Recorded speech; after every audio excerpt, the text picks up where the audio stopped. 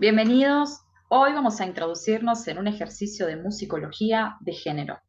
De manera más simple, analizaremos cómo desde la composición musical se ven reflejadas las problemáticas sociales de nacionalismo y género. La idea de este trabajo es analizar contextos musicales más amplios sin abandonar el análisis musical. Para ello, más adelante, tomaremos como ejemplo una obra de Alberto Ginastera, la obra temprana de Alberto Ginastera, Nacionalismo musical y género. La música participa activamente en la difusión de estereotipos de género y nacionalidad, condicionando nuestra percepción de lo femenino y lo masculino, y nuestro sentido de pertenencia o lejanía respecto de una cultura determinada.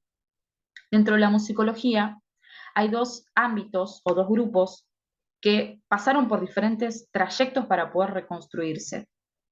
Entre ellos vamos a hablar de la musicología, podemos mencionar, ¿no?, la musicología gay y lesbiana, pero hoy nos vamos a centrar en la musicología feminista. Ambas han recorrido trayectos similares a los de disciplinas tales como la historia, la crítica literaria y la crítica del arte. En el caso de las mujeres, se ha buscado reinsertarlas en la historia de la música, rescatando su figura y su obra. También las investigaciones se orientaron a estudiar las formas en las cuales Occidente ha presentado y representado musicalmente a la mujer, a lo femenino y a lo masculino. Finalmente, se ha intentado examinar cómo la música sigue contribuyendo a lo largo de los años a la conciencia de género. Desde nuestra línea de trabajo personal, nosotros buscamos una musicología crítica que explore la posibilidad de abarcar y relacionar contextos culturales más amplios, sin abandonar el análisis de la música. O sea que la producción musical forma parte de una red, de un contexto cultural que es lo que la produce y le da sentido.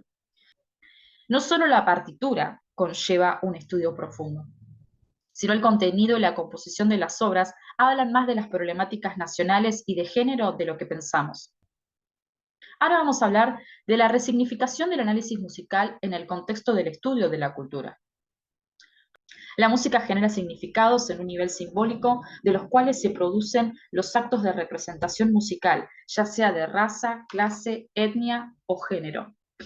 Es decir, que la música puede generarnos emociones y lograr conectarnos con nuestros sentimientos y de esa manera nos sentimos como ese aire de pertenencia a un grupo.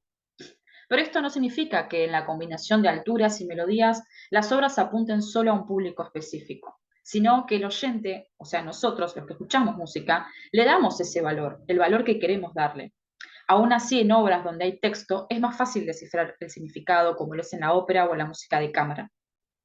Pero las obras instrumentales, dado a su falta de referencialidad textual, nos deja la interpretación a libre albedrío.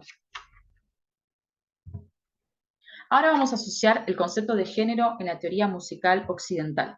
En la música, el primer tiempo siempre de un compás es el tiempo fuerte y los tiempos que continúan son los tiempos débiles. Entonces vamos a hacer una asociación entre la música y cómo eso también habla de cómo nos afecta y cómo entendemos el contexto en el que vivimos a través de estas terminologías, de estas significaciones.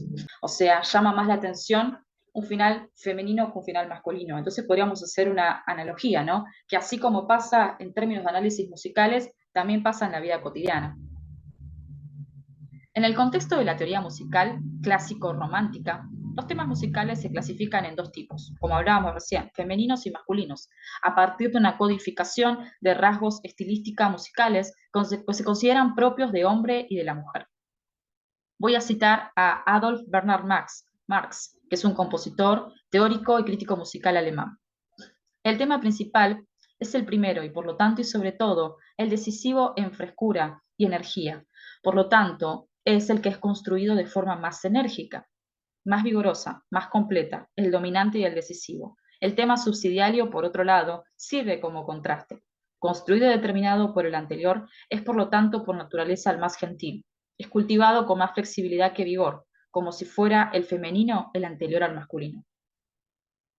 Bueno, ese fue el fin de la cita. Sigamos con Hugo Riemann, que es otro musicólogo y pedagogo alemán.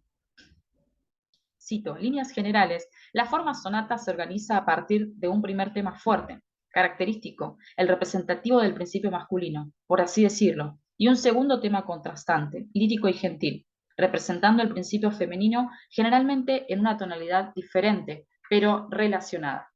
Entonces podríamos decir que los estereotipos musicales del género son explícitos, ¿sí? O sea, lo masculino es decisivo, es fuerte, es vigoroso, es brusco, enérgico, dominante, con predominio de los ritmos fuertes, mientras que lo femenino es lírico, flexible, dulce, emotivo, débil, seductor y curvilíneo. Avancemos hacia el clímax musical y clímax sexual.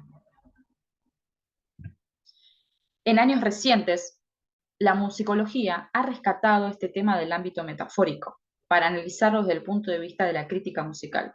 Y acá tenemos algunos ejemplos musicales, ¿no?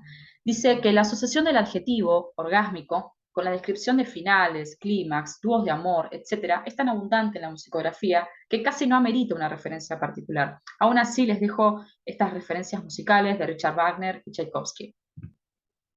Ahora pasemos a la retórica de la argentinidad.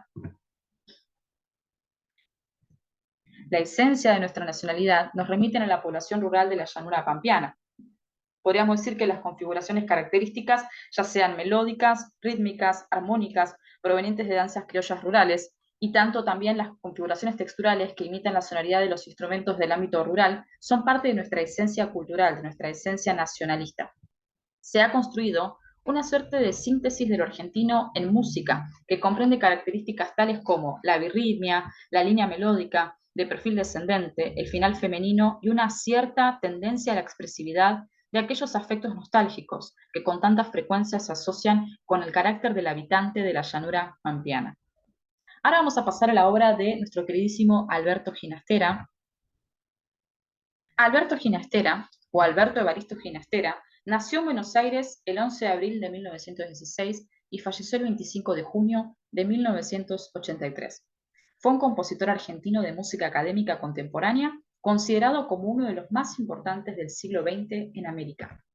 A continuación, escucharemos el comienzo de las tres danzas del compositor Alberto Ginastera, interpretadas por la pianista argentina Marta Argerich. Esta es la danza número 1.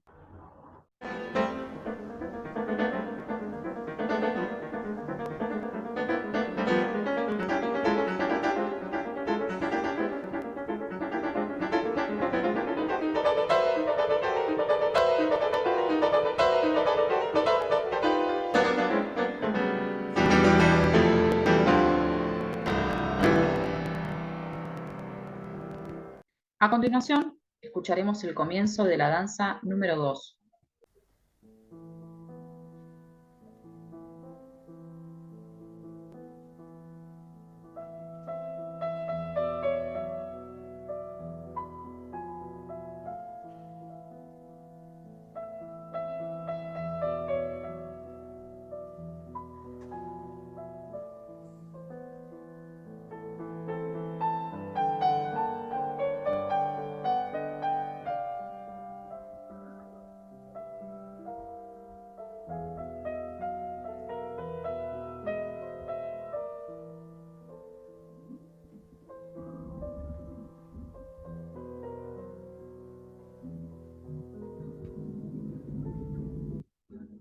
Bien, y continuamos escuchando el comienzo de la danza número 3.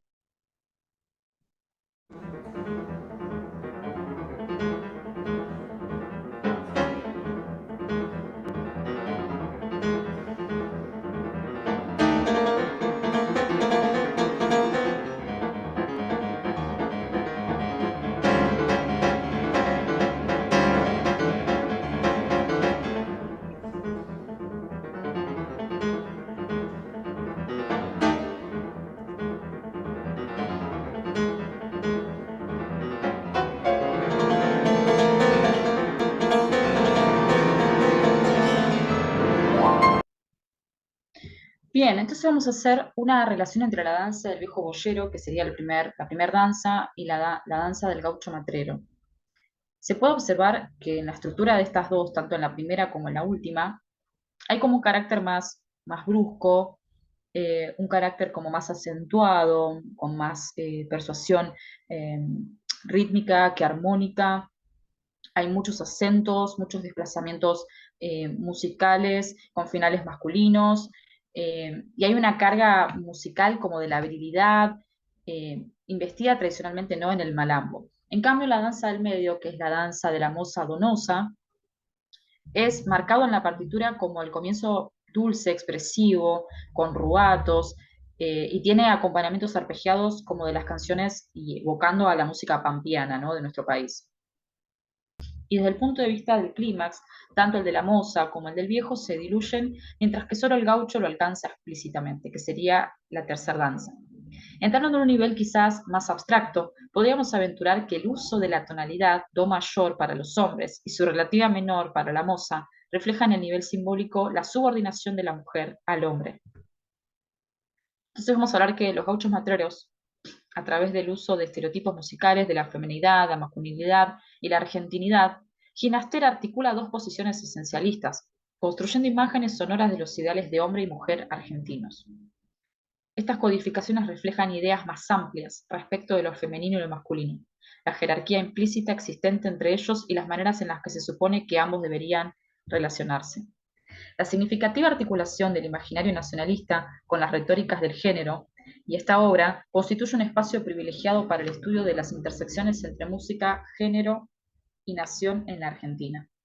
Entonces, a partir de esto, si aceptamos esta conclusión, los procesos de construcción y resolución de los puntos climáticos en una obra adquieren una nueva significación, ya que ofrecen un terreno fértil para la interpretación feminista. Finalmente, no podemos dejar de notar la posición de la musa dentro de la disposición general de la obra, ¿no? Esto sería el viejo, el padre, y el gaucho, el esposo, y ella en el medio. Podríamos sacar la conclusión de que muchas personas consideran que la música no ha aportado demasiado de los contextos históricos de cada época o de cada país, pero según este estudio, queda claro cómo la construcción musical del género y la nación nos muestran que las representaciones musicales no son tan inocentes y que tienen un significado mucho más profundo del que pensamos. Comprender los mecanismos de la composición musical nos pueden orientar a entender mejor el contexto cultural en el que vivimos.